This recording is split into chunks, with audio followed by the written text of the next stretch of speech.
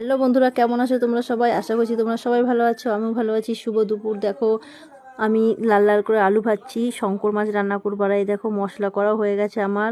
এতে দিয়েছি তেজপাতা আর শুকনো লঙ্কা, কাঠখোলাই ভেজে পেঁয়াজ আদা রসুন দিয়ে একসাথে বেটেছি। আর মাছগুলো ভেজে রেখেছি, দেখো কি সুন্দর সলিড মাংসর মতন।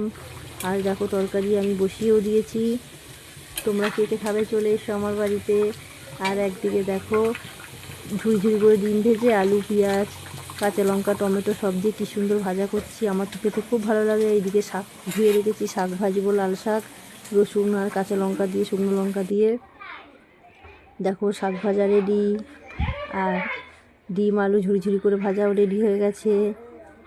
আর টমেটো দিয়ে ডাল করেছি। তোমরা কে কী রান্না করেছো বন্ধুরা আমাকে কমেন্ট করে জানিও।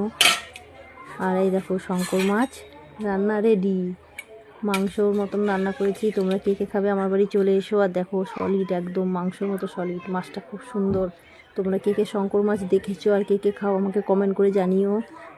সবাই সুস্থ থেকো, ভালো থেকো, টাটা বাই।